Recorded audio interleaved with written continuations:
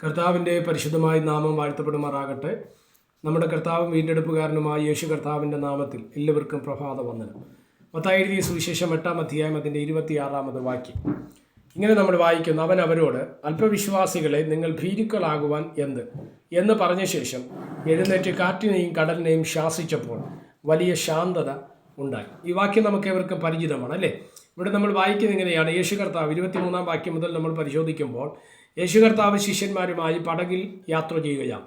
പടകിൽ യാത്ര ചെയ്യുന്ന സമയത്ത് ആ പടകിന് വിരോധമായിട്ട് പ്രതികൂലം വരികയാണ്. അവിടെ നമ്മൾ വായിക്കുന്ന ഇങ്ങനെയാണ്: സ്തോത്രം. പിന്നെ കടലിൽ വലിയൊരു ഓളം ഉണ്ടായിട്ട് പടക് തിരകളാൽ മുങ്ങുമാറായി, അവനോ ഉറങ്ങുകയായിരുന്നു. സ്തോത്രം.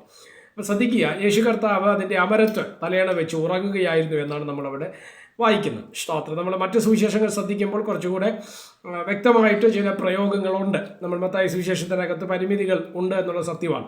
എന്നാൽ ഇവിടെ നമ്മൾ ശ്രദ്ധിച്ച് യേശു കർത്താവ് അതിൻ്റെ പടകിൽ ഉറങ്ങുമ്പോൾ തിരമാല വന്ന് ആ പടക് മുങ്ങുമാറാകുന്ന തരത്തിലേക്ക് ആ വിഷയം സംഭവിക്കുകയാണ്. അത് മാത്രമല്ല, അതിനകത്ത് സഞ്ചരിച്ചിരുന്ന യേശു ഒഴികെയുള്ള എല്ലാ ശിഷ്യന്മാരുടെ ഹൃദയത്തിനകത്തൊരു ചിന്ത വരികയാണ്: ഞങ്ങൾ നശിച്ചു പോകും. അത് ആ പ്രതികൂലത്തിൻ്റെ വലിപ്പം അതാണ്, അല്ലേ?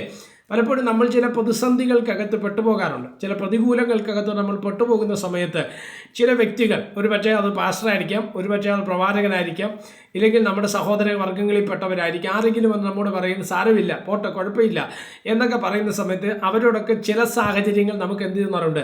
ഈ പ്രതികൂല സാഹചര്യത്തിനകത്ത് ഈ കഷ്ടത ഞാൻ അനുഭവിക്കുമ്പോൾ, ഈ പ്രയാസം ഞാൻ അനുഭവിക്കുമ്പോൾ, ഈ ഞാൻ അനുഭവിക്കുന്ന എനിക്ക് മാത്രമേ അതിൻ്റെ വലിപ്പം അറിയാൻ പറ്റത്തുള്ളൂ, നിങ്ങൾക്കത് അറിയത്തില്ല എന്ന് പറഞ്ഞ് ചില സാഹചര്യങ്ങളിലെങ്കിലും അവരോടൊരു പക്ഷെ പ്രതികരിച്ചില്ലെങ്കിലും നമുക്ക് ദേഷ്യം തോന്നാറുള്ള ഒരു സാഹചര്യമുണ്ട്. അത് തന്നെയാണ് ഇവിടെ സംഭവിച്ചത്.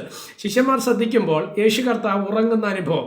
എന്നാൽ അവർക്ക് തോന്നുകയാണ്, ഞങ്ങൾ എന്ത് ചെയ്യും, അക്കരെ കാണത്തില്ല, ഞങ്ങൾ പൂർണ്ണമായി നശിച്ചു പോകുമെന്ന് തോന്നൽ വരുന്ന ഒരു സാഹചര്യം അവിടെ വെളിപ്പെടുകയാണ്. ഇവിടെയാണ് യേശു കർത്താവിൻ്റെ വാക്ക് നമ്മൾ ശ്രദ്ധിക്കപ്പെടേണ്ടത്. യേശു കർത്താവ് അതിൽ ഉറക്കത്തിൽ നിന്ന് എഴുന്നേറ്റ് ശിഷ്യന്മാരുടെ ബഹളം കേട്ട് എഴുന്നേൽക്കുന്ന യേശു കർത്താവ് പറഞ്ഞ ആദ്യ വാചകം: നിങ്ങൾ ഭീരുക്കളാകുന്നത് എന്ത്? അല്പവിശ്വാസികളെ, നിങ്ങൾ ഭീരുക്കളാകുന്നത് എന്ത് എന്നാണ് ചോദിച്ചത്. സ്തോത്രം.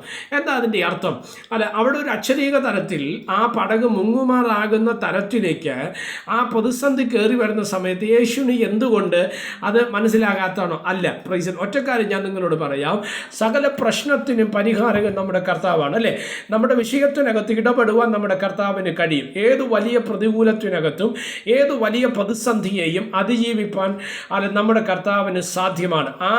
ആ കർത്താവിനെ നമുക്ക് അറിയാൻ കഴിയാതെ വരുമ്പോഴാണ് പല പ്രശ്നങ്ങളും നമ്മളെ മുക്കുന്നത്, പല രോഗങ്ങളും നമ്മളെ തകർക്കുന്നത്, പല പ്രതിസന്ധികളും നമ്മളെ നശിപ്പിക്കുന്നത്. അതുകൊണ്ട് തന്നെ ശ്രദ്ധിക്കുന്ന ദൈവമക്കളോട് ഞാൻ പറയാം, ഒരുപക്ഷെ നമ്മുടെ പടക് മുങ്ങുമാറാകുന്ന തരത്തിൽ, ഇല്ലെങ്കിൽ ഇനി ഒരിക്കലും ഒരു എഴുന്നേൽപ്പുണ്ടാകത്തില്ല എന്ന് ചിന്തിക്കത്തക്ക രീതിയിൽ പ്രയാസങ്ങൾ, പ്രതിസന്ധികൾ ജീവിതത്തിൽ കയറി വന്നാലും എന്നെ ശ്രദ്ധിക്കുന്ന ദൈവമക്കളോട് ഞാൻ പറയുക, യേശു നിൻ്റെ പടകിൽ ഉള്ളിടത്തോളം കാലം, വിശ്വാസത്തിൻ്റെ ആയുധം നിൻ്റെ അകത്തുള്ളിടത്തോളം കാലം നിന്നെ തകർക്കുവാൻ ഒരു അനർത്ഥത്തിനും കഴിയത്തില്ല, ഒരു രോഗത്തിനും കഴിയത്തില്ല, ഒരു പ്രതിസന്ധിക്കകത്തും കഴിയത്തില്ല, ഒരു കാറ്റിനോ തിരമാലയ്ക്കോ കോളിനോ കഴിയത്തില്ല. പക്ഷേ നമ്മൾ വിശ്വസിക്കുന്ന, നമ്മൾ ആരാധിക്കുന്ന നമ്മുടെ കർത്താവിന് അതിനെ ക്രമീകരിക്കാൻ കഴിയുമെന്ന് നമ്മൾ വിശ്വസിച്ചാൽ അത് നമ്മുടെ ജീവിതത്തിനകത്ത് അനുഗ്രഹമാകുവാൻ തക്കവണ്ണം ഇടയായിത്തീരും. അതുകൊണ്ട് അവിശ്വാസികളാകാതെ വിശ്വാസികളായിരിക്കുക. ഏത് പ്രശ്നത്തിനും പരിഹാരമുണ്ട്.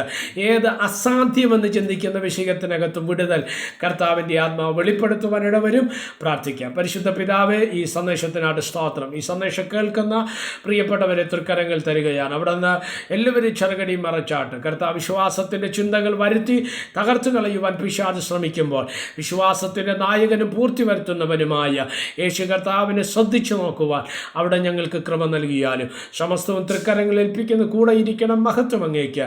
യേശു കർത്താവിൻ്റെ നാമത്തിൽ പ്രാർത്ഥനകളെ കേൾക്കണം. സ്വർഗീയ നല്ല പിതാവേ, ആമേൻ. എല്ലാവരെയും ദൈവം അനുഗ്രഹിക്കട്ടെ. God bless you.